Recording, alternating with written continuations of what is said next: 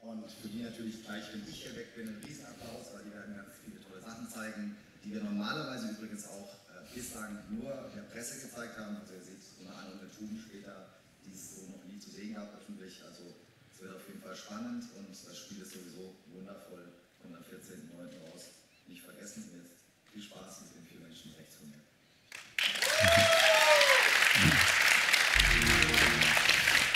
Thank you very much, Thorsten.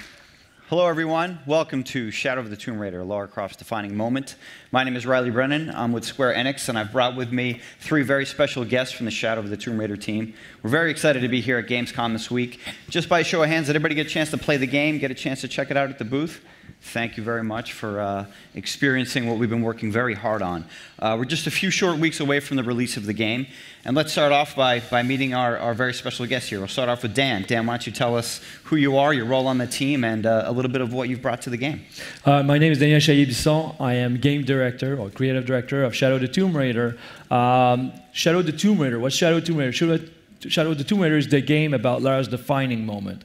You'll see her at apex. She's going to be powerful, confident. She will become one with the jungle. She will traverse through these treacherous places to get to this magnificent but terrifying tomb. She will be facing the most deadly and brutal world she ever faced before. That's what Shadow of the Tomb Raider is.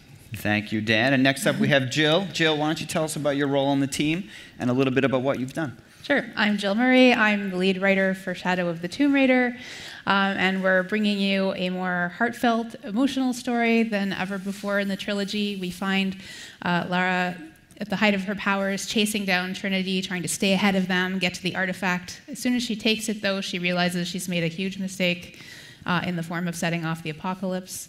She therefore needs to define her heroism in response to having made this mistake and find a new way forward and find like a deeper way of becoming the Tomb Raider. And finally, we have Rich. Rich, why don't you tell us a little bit about your role on the team? Hi, everyone. My name is Rich Briggs. I'm the Senior Brand Director at Crystal Dynamics, and it's really exciting to be here and talk about Lara's defining moment, as Dan and Jill have both talked about. You know, we started with Lara in 2013 in Tomb Raider, being young, inexperienced, really trying to make her mark in the world, and she discovered that when her back was against the wall, she had what it took to become a survivor. Moving into Rise of the Tomb Raider, this was about discovering the legend within, about daring to go further, and so Lara put herself in harm's way in order to stop Trinity. She felt like she was one of the few people in the world who could survive in these brutal environments, so she went to Siberia because of that. And now, here we are in Shadow of the Tomb Raider, and Lara is at the height of her skills. She thinks, the only person that can stop the Maya apocalypse, but what she's really going to learn is that there are consequences to her actions. She is going to understand that achieving her destiny, becoming the Tomb Raider she's meant to be, also comes with a certain responsibility. So it's really exciting to share that with you guys. Now, you saw the trailer. I'm sure most of you saw that back at E3. We're going to take you through a number of different videos here that highlight some of the different things in the game. We're going to let the team kind of talk you through, make some points, really just immerse you in this world that they've created. And then at the end, we'll have some time for some questions from everybody in the audience. So let's go ahead. We're going to roll our second clip. This is the hidden city of Paititi.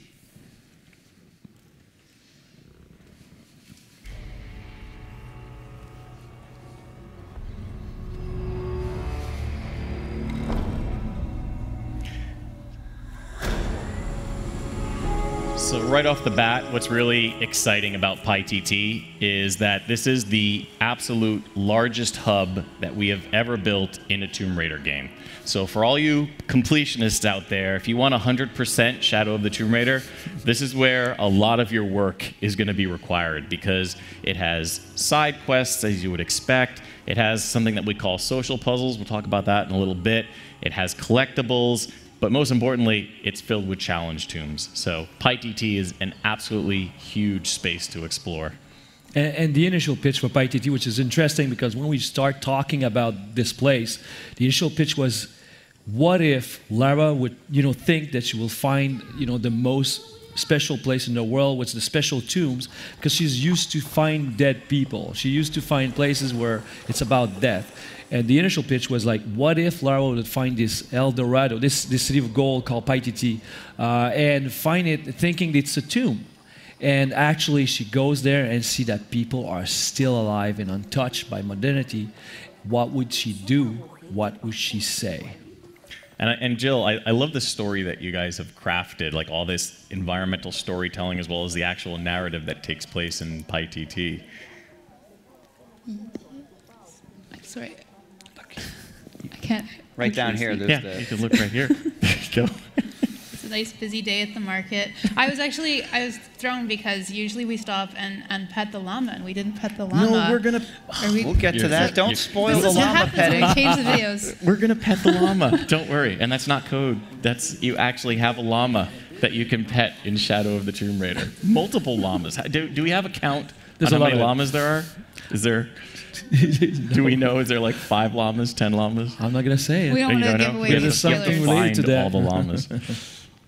Actually, it was a funny story, and this may be going off script a little bit, but I remember it was about 6 months into the development of the game, so we're talking a couple of years ago now, and Dan was pitching, he was talking about his idea that, they'd really figured out what they wanted to do with Lara's journey, and Dan said, I need a game where you can have all these emotional moments, where you can discover a living city, and in it you can do things like hug a child for no reason, or even pet a llama. And I was like, okay, this sounds interesting. And about a year later, when we actually had Paititi on the screen, and Dan was like, look at all the people, and there was a moment where Lara could hug a child. And I was like, but Dan, where is the llama?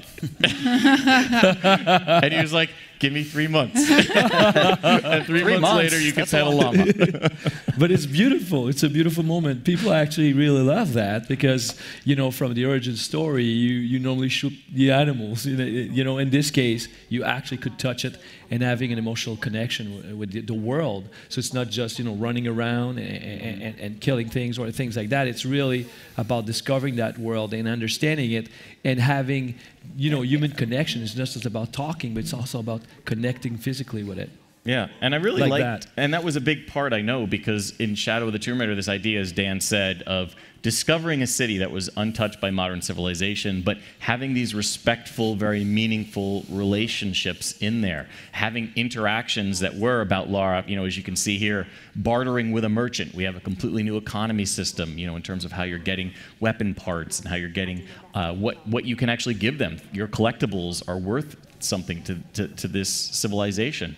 But also really making sure that we had things like the social puzzles, right? And having it so that you need to speak with people and understand what they're looking for, and then maybe they send you off in another direction and you have to talk to someone else and you have to unite these people or whatever the case may be. But at the end, you come out realizing, okay, I just found a challenge tomb. So there's always a meaningful reward, but completely optional.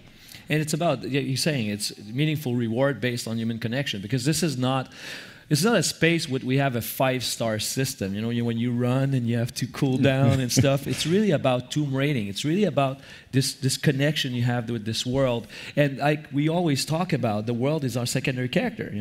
It's not just a secondary character that tries to kill you all the time. There's moments of reprieve like that where the more you learn, the more you exchange with them, the more it deepens the emotional connection with that world and feeling more real and feeling that Lara is also more real on that level.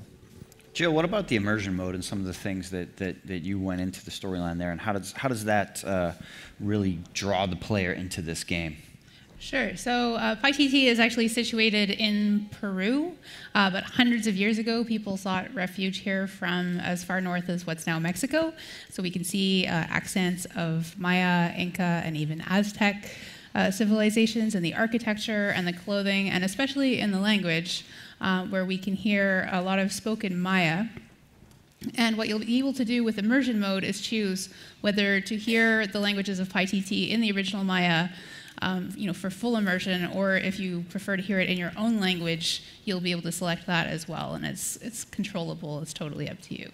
And I love that this is basically us trying to respond to what our community asks for, in terms of really going on an adventure with Lara. So the immersion mode is a great example of that. One of the other things that was a huge fan request was the ability to adjust the difficulty on the environment, because some fans really, really want Lara to be truly lost. They don't want to have the white markings on the cliffs telling you where to jump, where to run, what you can hang on to. I've tried it, and it makes the game so much more difficult, but those fans will be happy to know that you can absolutely turn off those white markings. And we decided to take it one step further and separate them. So you have independent sliders for the combat, for the navigation, and then for the puzzles. So if you want a super strong challenge on combat where your health never regenerates and enemies have tons more protection and are smarter and there's less resources, you can have that while at the same time having easy puzzles where Lara will talk to you and give you hints about what you have to do next. Same thing, if you want white markings because you just want to know, how can I get through this area quickly? I kind of want the story mode. You can turn on all the markings on the navigation, or you can turn them completely off and then just drop yourself into an environment and have no idea what you can interact with. So and we give you those options. The great consequence of all that, which is funny because when you put that all together, it gives you something, and we call it the immersion mode for the language and everything. But having this difficulty also enhances the sense of immersion, because when you don't have white paint, you feel you're actually there, and it's the same thing when you are doing a puzzle. You actually feel that you are there yourself solving it. So it's really empowering the sense of immersion and how you feel like you actually are there, and appreciating the music. There's a lot of things like that we didn't realize at the moment, but after it was there, people felt when the playtest they said, wow, we felt that this is the most immersive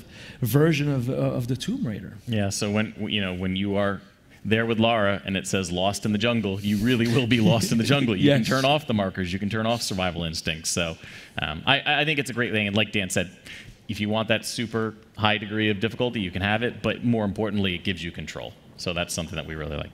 And one of the things here we're showing is Warrior's Trial. I don't want to skip over this because we're going to show a little bit more of this later, but this is the challenge tomb, one of the challenge tombs that's in the Paititi hub. And the great thing, in my opinion, or one of the great things about the tombs is that, if you guys remember in Rise of the Tomb Raider, we had crypts, and then we had challenge tombs and regular tombs. Well, now the crypts are as big as the challenge tombs used to be in Rise of the Tomb Raider, and the challenge tombs are now as big as many of the tombs were in Rise of the Tomb Raider. So Shadow of the Tomb Raider has larger and more tombs than ever before.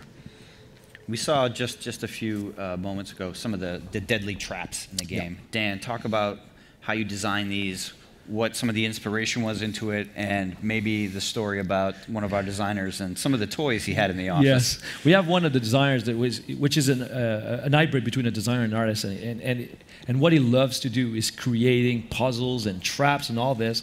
And what he do is that he actually builds them physically. So we actually see them before getting into the game. We see them working on his desk, and he's really working with that with Lego techniques and a lot of things with sticks and glues. And so the thing he does that is magnificent, and that's why our tombs, our puzzle feels so grounded.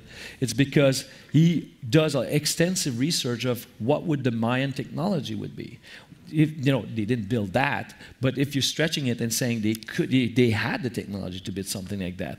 So we missed it. But one of the things that makes it different is that when you get there, because when we were, for example, on Rise of Tomb Raider, was all about ascension, and was about climbing up and touching God, because it was a Byzantine culture. In this case, we're exploring the Mayan culture, and we're going down because it's a celebration of death. It's going down, and it becomes much more terrifying, because it's much more claustrophobic and darkness, and that's why the underwater is also a key part of this game. And the traps and everything makes the tomb terrifying, but not just terrifying in terms of tone, but how deadly they are. Because before that, on Rise, we had some deadly tombs, we call them like that, but not the things you were interacting was trying to kill you, not the animals that were trying to kill you. So, all the things inside of there try to kill you. So that's the element that makes it exciting, as you saw, puzzles and understanding and reading, and this is something we feel that it represents where Lara is in her arc, a certain point. So Rich talked about Warrior's Trial. Why don't you go ahead and set up this next clip, which is going to take us through that part of the game. Absolutely. So we aren't going to show you the whole thing because we know you guys like to discover these things on your own. So but we do want to take you further into the Warrior's Trial than we've ever done before. So you saw a little bit of it there at the end. But this is basically when we say that the tombs are terrifying. this is what we mean. Because Lara is at the height of her skills. She is more capable than ever before. So in order to give you and Lara a challenge, we have to make sure that we are increasing the stakes at every other stretch, along every other pillar. So this is an example of terrifying tombs. Peggy 18. Of course, we're going to start with the high dive, though. This is obviously a fan favorite.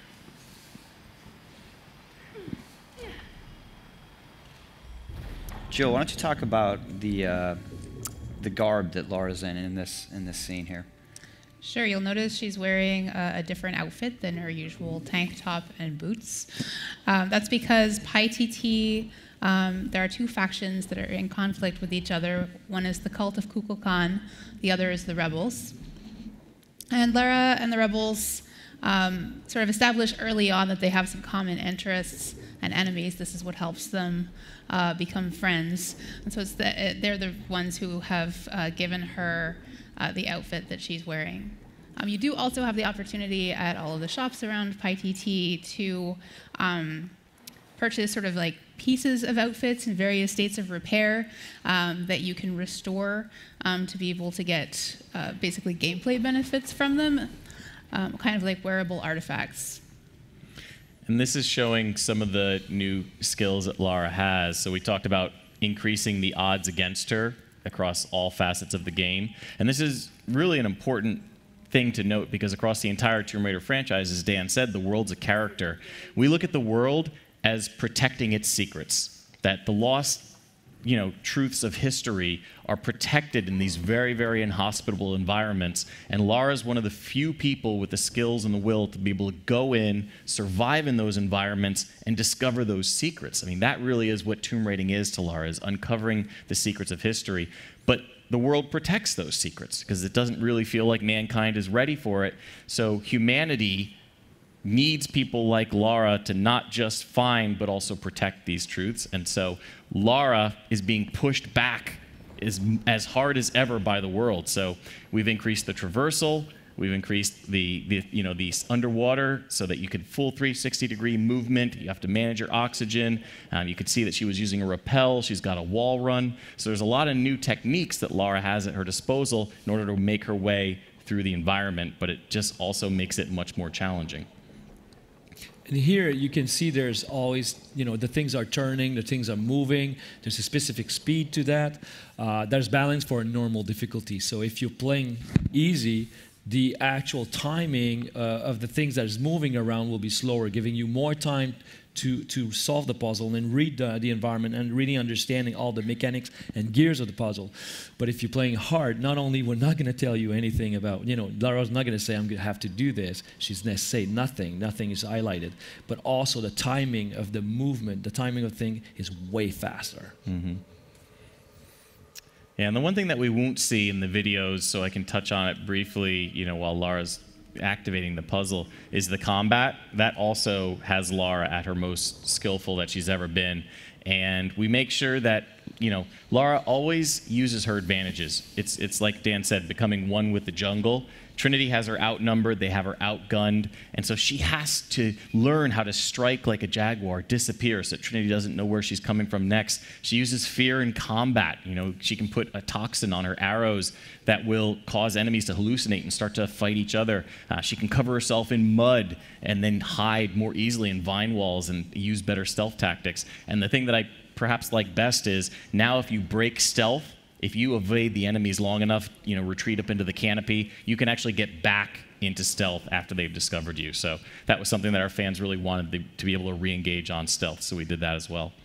And the overall theme, when we're thinking about these new mechanics that we have, whatever it's about combat or traversal or exploration or anything you're going to do, is showing that Lara, she's in control.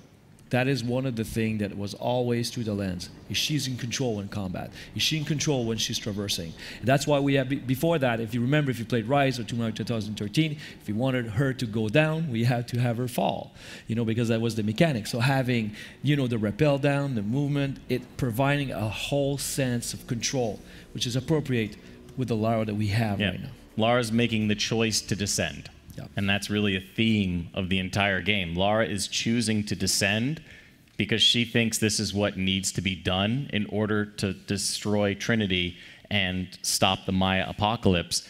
But then you realize that Lara also has to realize how to ascend, how she has to climb out of her own shadow, if you will. You know, the term Shadow of the Tomb Raider means a lot. It's not just about the shadow. It's not just about the darkness of the jungle and the eclipse. It is also about the shadow that Lara has internally. You know, this is her conflict. This is her duality, trying to not become the monster that she is fighting against. She doesn't want to turn into Trinity, but at first she's thinking, I have to do whatever's necessary. I have to stop the Maya apocalypse, you know, at all costs, and I'm the only one who can do it.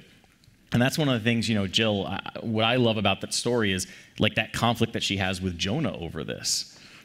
Yeah, because the same way Lara has sort of evolved her skills over the last 3 games, Jonah has also really come into his own. And in Shadow especially, we see that he has his own way of doing things.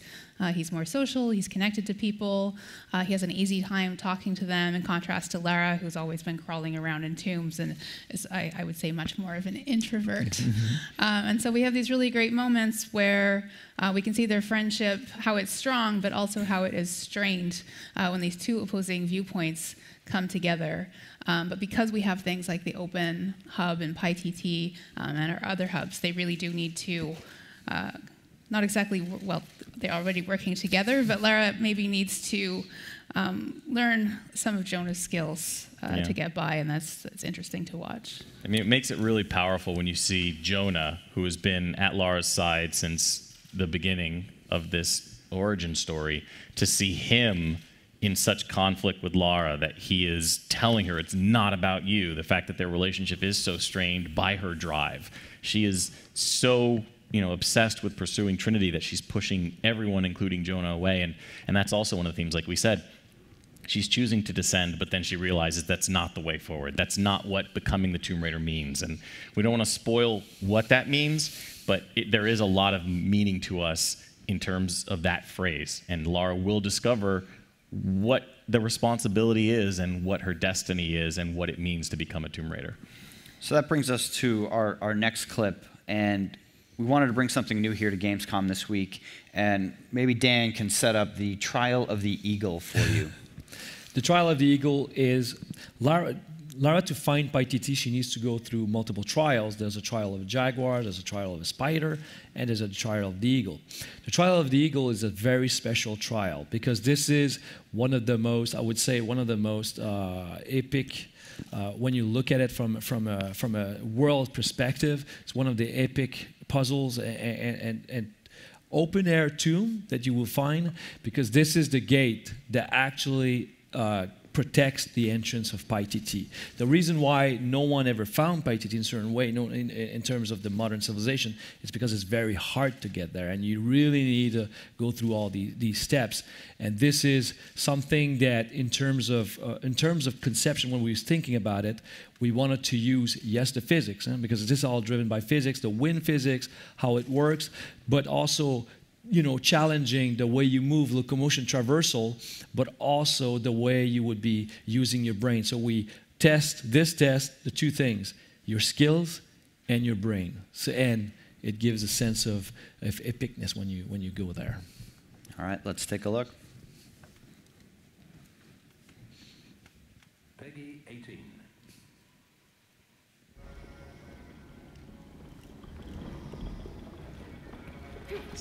So as Dan was saying, this is basically an open-air tomb. And one of the things that I love about Trial of the Eagle, in addition to that narrative fiction that Dan was just talking about, is I think probably this is one of the best examples of the entire game of really seamlessly integrating traversal and the challenges with traversal, with a tomb, with puzzles, and with traps. Like, this all comes together. I mean, obviously you have traps and puzzles and sure challenge there's nothing tombs. else you want to throw at these guys? Yeah. I mean, I just love it because it's so elegant, because you feel like you are basically making your way through history. Like this, when we talk about living history, moving history, you can just imagine the environmental storytelling that went into building something like this.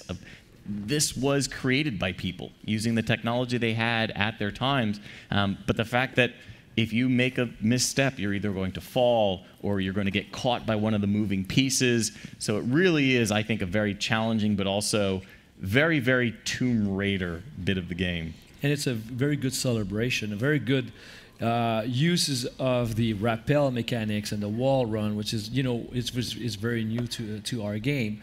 The open air have provided a very good feeling, and this is the puzzle place, because the tomb itself extends a little bit before, extends after. So this is actually a little bit bigger than that. There's also another challenge. I'm not going to reveal, spoil anything, but there's another small challenge that is part of that. So this is a feeling of the puzzle room itself. And I will say that anytime you see Lara take out her bow, if you don't want a little bit of a spoiler on how to solve a puzzle, just close your eyes, okay? I just want to be sensitive to anyone who wants to solve this on their own, because this does have a little bit of sneaker. So like right there, if you don't want to see what to do, just close your eyes for a second. No one will think you're scared. There's nothing scary in this tomb. And then when you hear something moving, then you know you can open your eyes again. But if you've seen it, you can put it hard after that, and it's going to be... You can put it hard, yeah, it'd be much more difficult timing, that's true. And plus, this actually takes place a fair amount into the game, so you probably forget about the solution by the time we get here. Dan, talk about the design that went into a puzzle like this. It's a very complex design, because one of the things we start thinking about when we're building a tomb or a design of a puzzle, the first thing we always think about is what is the world is telling us? What is the world trying to do and trying to tell, and how does it interact with Lara? Because the world and Lara always have a dialogue, and like we said, the world is a secondary character. And the actual tomb is talking to Lara, and that's why there's a language, and the players understand that language and interacts with it. So we always think about what it's trying to tell us. And then when we do that, when we have this, we call that environmental storytelling, when we have this world, a story of that world, then we go like, okay, what do we challenge? What we want to challenge Lara? Because like you said previously, the tomb doesn't want to be discovered, doesn't want to be solved. So it creates something because it tests Lara. For her to get to Paititi, she needed to pass the test. That's why it's called the Eagle trial. And when we think about that, we said, what is the test? And then at that moment, because it's a little bit later in the game, we know that we can test your sense of timing, the sense of precision, the sense of logic, the sense of the new mechanics. And then we're like, okay, if it's the Eagle, then, because we're talking about that, then it must be about height. Mm-hmm. Must and be about scale. All the wind. And like wind, I love using the elements of exactly. the wind to solve the puzzle. And it's almost like, the way you feel it, it's almost like it's an eagle with, its wing is not spread. It's down. And then the goal, I'm saying the answer in certain Are you going to say something? I'm spoiling it right now. Are you going to say something as awesome as is to make the eagle spread its wings and fly? Yes. Was that what you were fly. going towards? But the tomb doesn't go away. But Dan, you are the wind beneath my wings. Yeah. Oh, thank you. You're welcome. So at the end, when we have something that feels like right, and we have it because it's always in a rough block, and we have the sense of scale, and because the funny things about Tomb, and this is something very very important to point out, is that yes, people love the puzzle, but a lot of people, they just love to get into a tomb. They just love going to a place where no one ever went. Look at the ancient technology and just admire that space. And this is that's why it's super important to not just, build everything around the puzzle, but also the world be as important as the puzzle it is. Because it's a two things, it's a two-thing things, meaning the puzzle and the world surrounding it. I also like that this really does give you the impression that Lara is one of the few people that is worthy of discovering the secret of the lost city of Paititi. Because again, we call these trials because it's meant to weed out the people that are not able to handle that truth. Again, the world is saying, I have these secrets, and very few people can make it to that secret, and Lara is one of those few people. So I always love it when we show Lara, being that brilliant archaeologist. That is what she is at her heart. She is a brilliant archaeologist. She can push herself beyond the mental, physical, emotional boundaries that most humans have and do what needs to be done. She's one of the only people with the skills and abilities to pull this off. Exactly. So we showed you a lot of the exploration. As Rich said, there's still a lot of combat in the game that we didn't have a lot of the videos today. But now we'd really love to open up the floor to everyone here. I think we've got a microphone that we can get set up. And if you do want to ask a question in German, Thorsten's happy to translate for us. So let us know what you'd like to know about Shadow of the Tomb Raider. Yeah, if you want to raise your hand, Thorsten will make his way to you if you've got a question. We can't have been that thorough. There have to be at least right here, one or two questions. Okay, there we go. Hello. Hello. My question is that you are the team ever visit a tomb for the inspiration, or where did you get all these inspirations? That's good. I didn't understand the question. Did you visit a tomb? Yeah, because you guys took a trip down to Mexico. Yes, okay. If I would be visiting Tomb, I think I would not come up with it because I'm not Lara Croft. I would have stayed there. I'm not as smart as her, sadly. But I would say yes, we did visit Peru. I went to Cozumel, and we did send a team there. We also just information. We scanned some of the trees in the jungle, and that's why they feel so real in the game, because we call that photogrammetry. So we for sure it was important for us that it was not just a Wikipedia project. You know, you read what's happening on the net, Wikipedia. I love Wikipedia, but you know, it has to be about experiencing firsthand. Yeah.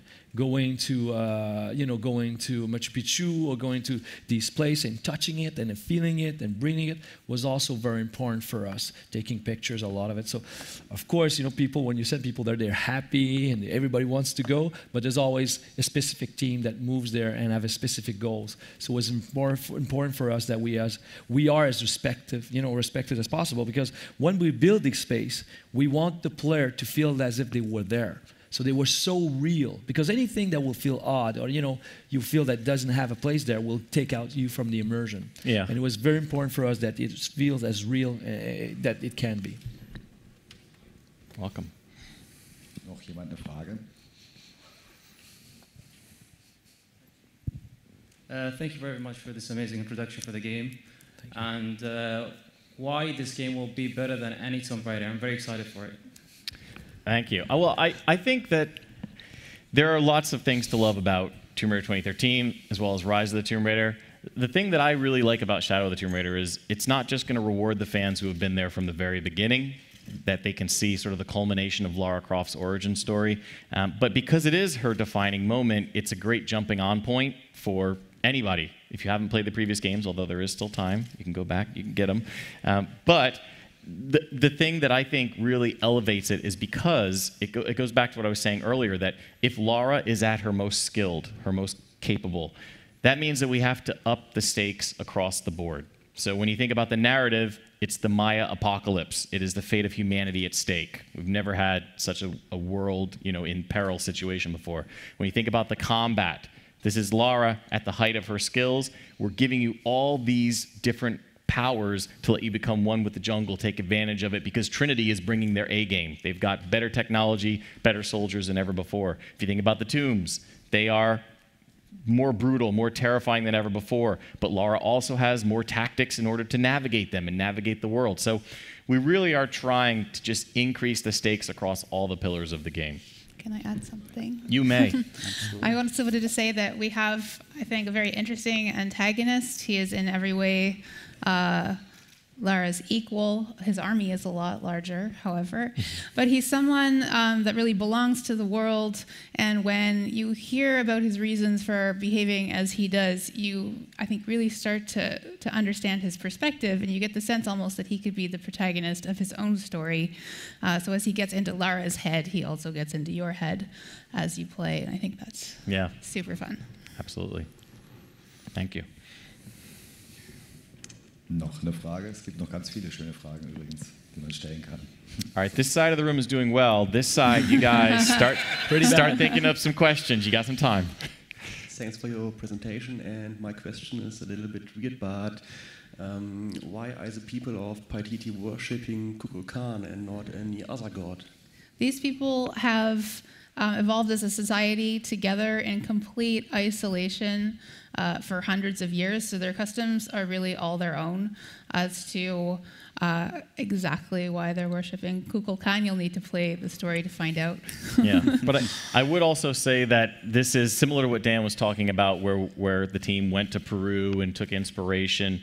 You know, we are not trying to tell a historically accurate game in this. We are basically taking reference and, as respectfully as we believe we can, painting a story that works with our narrative and the story that we want to tell. So we are absolutely taking references from historic fiction. You know, we call it Googleable myths, as in it's all rooted in real history, but we do take some certain narrative liberties in order to tell the story. And you'll understand, to Jill's point, more of why we do that. Also, I like to keep it in perspective that it's not history. Like, Lara's not stepping back into the past. These are contemporary people who are alive among us today.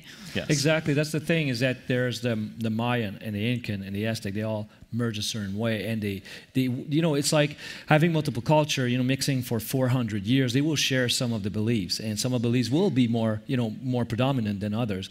It's a micro.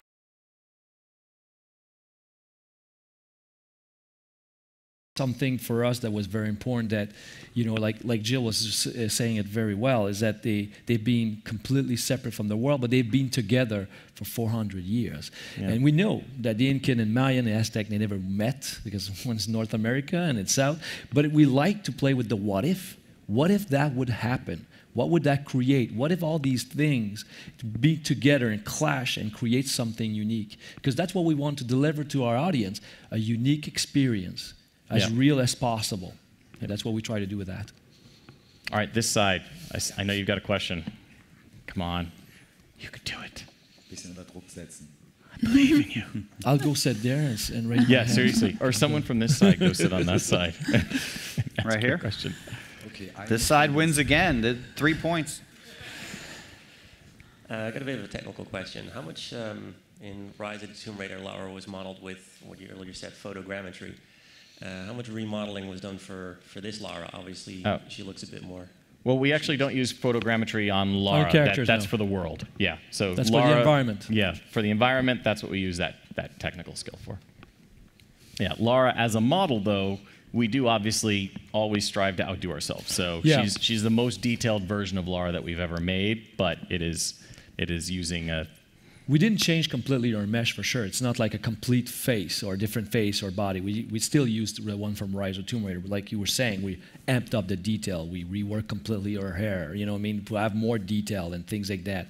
And also, one of the complexity of what we try to do with Lara is that now she needs to be wet and now have mud and all have dirty and some blood. And all of this super high detail, because that's what we have some, like you were saying previously, and in one of the interviews we had before, the model we have there, it's in-game model. The cinematic you see, it's the in-game model. So we have to have all the, pushing the detail as much as possible. And with the new current technology, HDR and everything has to be super high compared to. One thing we did change, though, is we made Lara more ripped. Because we realized that if she's going to climb around all over the place, she's going to actually develop some musculature. Yes, so if you look, she's got some delts going on. She's got her tris. So I'm very proud of that. Lara's you are. Buffed up a little bit. All right, here's your chance this side of the room. Right here. Yes, oh, yeah. Perfect. First, my English is not the best, so I must say the question in German. Meine Frage ist, in Rise of the Tomb Raider hat man ja gesehen, die letzte Cutscene, dass man die Karte von Mexiko gesehen hat. Kann man, als ihr damals das Spiel entwickelt habt ihr jedenfalls andere Länder als Auswahl gehabt? Und wenn ja, welche hattet ihr denn damals? Okay, so in the end of Rise of the Tomb Raider, you see a map of Mexico. And have you ever thought about, back then, other countries for Lara to visit in Shadow of the Tomb Raider? And if so, which countries were it? I'm not going to talk about the countries, but we did thought about a lot of places, because each time we're starting working on a Tomb Raider, because we have to find a place. And one of the things, because when Rise was ending, we already start conception of Shadow. It's been 3 years and a half I'm on Shadow, and we were talking, me, Rich, and there's another guy, Noah Hughes, is creative director on Rise, and we start talking about all that. And at a certain point, when we decided it would be Cozumel, Mexico, he said, "Hey, we should put that at the end." And I was like, "Yeah, that's an awesome idea," and that's how it happened. But we already decided, because when we saw for the first time in a prototype the jungle with Lara, we immediately went like, "Oh my God, this is it. That's the place we need to go." Yeah, and Dan had this vision of Lara going to a place where every single thing was trying to kill you. And that was the whole point about the jungle. It is one of the most brutal environments. It's one of the deadliest environments. As Dan would always say, you will not starve in the jungle, but something else will get you. Eat you, for sure. Nochmal links vielleicht zum 3:2. Ja, der Mann muss das alleine machen. Okay, zweite Frage ist, mal angenommen, das Spiel kämpft sehr gut an und die Publisher würden sagen, hey, wir starten jetzt komplett mit einer neuen Trilogie oder über was danach passiert ist. Würdet ihr diese Herausforderung annehmen? Und wenn ja, was glaubt ihr, was könnt ihr denn da noch besser machen? Okay, if the game will be amazing and everybody will buy it, which will be, so when the game will be the game amazing, is amazing, everybody will buy it. So what do you gonna do next, and how do you do it even better? You're sneaky. Vacation for me. Yeah, vacation. That's the first thing. I need vacation. I will say right now we're really focused on Shadow of the Tomb Raider, but we like listening to our fans. And so after you guys play it, make sure you're getting on the boards and letting us know what you guys think, because I'm not going to say anything about where the future might go. However, a lot of the stuff that you see in Shadow of the Tomb Raider is because fans asked for it. The immersion, the difficulty, adjustability. We listen to our fans and say, okay, more people wanted swimming, so we're going to give you swimming, but it's underwater survival. So you have to also be careful what you wish for, because we may deliver it in a way that you aren't necessarily expecting. Oh, we have one over here. There you go. Oh. Yeah. Now the side of the room is, yeah. what are you guys doing over here? Let's go. Yeah. Ich nehme einmal noch hier die Seite, bevor sie wieder And then she's next. Yeah, we got you next. All right. Do we have some Easter eggs to expect, like something special, like Mario would be on the wall? Or the ancient, I know, bad idea, but the Mario of the ancient Maya, jumping through time to join us. Let's just say it wouldn't be a Tomb Raider game without some secrets, but Mario on the wall is probably not one of them. Probably not. You need to find it. We still haven't figured out how many llamas there are in the game yet, Dan. So let's work on that first. We have the technology. Yeah. Right here. Oh, she was. Oh, sorry. Next one over. Yep, sorry. Thank you, sir. Nope. You'll be next back. after that. Nope. No, Nope. come on. Oh, over. my goodness. Ah, All right. then. Wie lange habt ihr an dem Spiel insgesamt gearbeitet? Und was waren so die ersten Schritte bei der Erstellung des Spiels? How long have you worked on this, and what were like the first steps in the project? I've been working on Tomb Raider for 8 years now. I've been there since Tomb Raider 2013. I was working with Rich at Crystal Dynamics at the time. I moved mid-production, we call that vertical slice too, mid-production of Rise of the Tomb Raider in Montreal, because I'm first from Montreal. My wife was missing the snow, so we had to go back in the cold. Because California is the worst place you can live, by the way. It's just too beautiful. So, working, how did it all started? I will let maybe Rich talk about that, or yeah, I it's can really talk interesting. about it, Yeah, it really starts with a lot of talking and brainstorming. Yes. You know, those are some of the most difficult, but also some of the most interesting parts of game development, is because, you know, obviously Dan was leading the team, and you get sort of this. You get a framework of where you know you need to go and where you want to go with Lara, but, you know, without going into too much details, because we don't want to spoil things about the story, you know, we have a lot of discussion about what is it that is going to be the theme of the game. And I think that's where it really starts. And so when we talked about like the shadow and the duality and the light and dark and what Lara's going to have to go through over the course of the narrative, a lot of it then folds out of that. And then you take a look at, okay, what is it that we want to keep from Rise of the Tomb Raider, the stuff that we really did well, that we don't really need to change, we just tweak it a little bit. What is it that you want to improve? And then what is the stuff that we just make completely new? Exactly. So I would say that you start with that theme and then you look at your pillars. And for the beginning of all, for 2013, the first question we had was, what would be a more human Lara Croft? What would be a more relatable Lara Croft? And that's what was important for us, because she had great qualities, you know, in the previous games, very great qualities and very good things about her. And we kept that, you know, how strong she is, how smart she is, and things like that. But one of the things we start thinking about, what is humanity and what is being a human being, and it comes with flaws, and it comes with, you know, some quirks, bad quirks, and things like that. And we start thinking about what would that be. So throughout the entire trilogy, we're exploring these elements. We are you know, her obsession, to thinking that he's the only one who can do that. But at the beginning of 2013, if you play it, she's super insecure. She doesn't think she can do that herself. Huh? It's like Rot when he says, "You can do it. You're a Croft," and he says, "You're not that kind of Croft." And but she realized after that the plane is not going to save her. Rod's gonna say, I'm sorry if I spoiled the 2013, but the plane's not gonna save her, and her friend's not gonna save her. She has to save herself. And this is a pivotal moment in 2013, and also a very important character arc and turning point for the character. And after that, if you take the disc of Shadow and put it in the game, the first hour gives you a very different Lara, a very confident Lara, something that's really different from 2013. So I don't know if I answered your question, but that's that. Finally.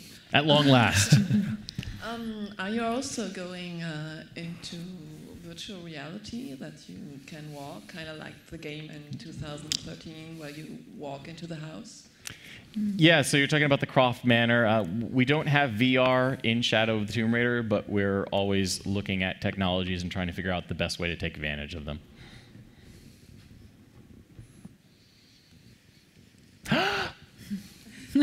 Laura! It's you! She's going to ask a question about herself. Why do you do these things to me? You know the answer. Yeah. Just want to ask, will we meet characters that we know? You will meet characters that you know, and wait, from other games, you mean like Jonah? We've already said, yes, Jonah's in there, so the answer to that is yes. You will meet a character that you know, and we also have other characters that are new, that we are keeping the lid on. It's still no Mario.